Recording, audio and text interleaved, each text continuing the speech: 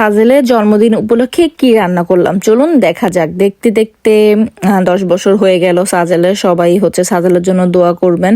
তো এটা হচ্ছে সাজেলের বার্থডের আগের দিনের একটা ব্লগ ছিল। তো ওই দিন রাতের বেলায় হচ্ছে আমরা রান্না করে আমি রান্না করে রাখতেছিলাম। তো সাজেল বলেছে পোলাও, রোস্ট আর হচ্ছে গরুর মাংস খাবে। তো সেগুলি হচ্ছে আমি রান্না করে রাখতেছিলাম, কারণ পরের দিন হচ্ছে আমরা একটু ঘুরতে যাব।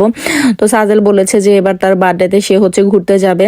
তো এদিকে হচ্ছে আমি রোস্ট রান্না করে নিচ্ছিলাম। তো রোস্টের ভিডিওটা আমি আলাদাভাবে শেয়ার করব, তাই আর পুরো ক্লিপটা এর মধ্যে দিলাম না, কারণ দেখা যাচ্ছে যে আমি কিভাবে রোস্টটা রান্না করি তো সেটা আপনাদের সাথে শেয়ার করার জন্য আলাদা একটা ব্লগ করেছি, সেটাই হচ্ছে আপনাদের সাথে শেয়ার করব।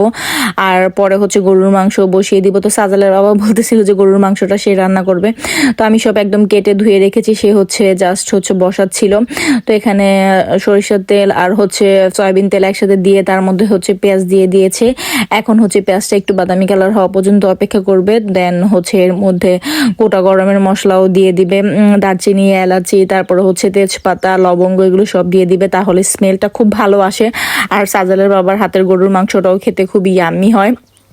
তো প্ল্যান ছিল না যে আজ সাজেলের জন্মদিনে কোথাও যাব। তো সাজেলের বাবা হচ্ছে সাজেলকে খুশি করানোর জন্য হচ্ছে প্ল্যান করেছে আমাদের আশেপাশেই হচ্ছে আমরা একটু দূরেই হচ্ছে ঘুরতে যাব। তো একটা লেকে যাব। তো ওইটার ক্লিপটাও হচ্ছে আপনাদের সাথে শেয়ার করব।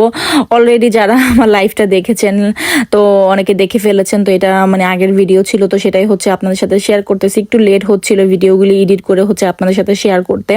আশা করি আপনাদের ভালো লাগবে। তো এদিকে রোস্টটা রান্না হয়ে গিয়েছে। দেন হচ্ছে গরুর মাংসটাও বসিয়ে দিয়েছে। তো যা যা মশলা প্রয়োজন সবগুলো একসাথে মিক্স করে দেন হচ্ছে মশলাগুলি দিয়ে দিয়েছে। এর মধ্যে টমেটো, দেন হচ্ছে মাংসগুলিকে দিয়ে ভালো করে হচ্ছে মিক্স করে নিবে।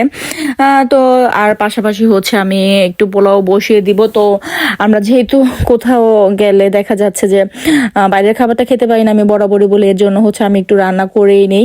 তো এর জন্য আগের দিন আগে রান্না করা, যেহেতু পরের দিন ঘুরতে যাব তো এখানেও নিয়ে যাব, রাতেও খাওয়া হবে, তো পরের দিনও নিয়ে যাওয়া হবে, এরকম একটা অবস্থা। তো দুই বেলা ওইভাবে মিল করে আমি এখানে রান্না করতেছিলাম গরুর মাংস আর হচ্ছে পোলাও একটু বেশি করে করে নিয়েছিলাম, যাতে পরের দিন আমরা যেতে পারি, তো নিয়ে যেতে পারি, এরকম একটা অবস্থা।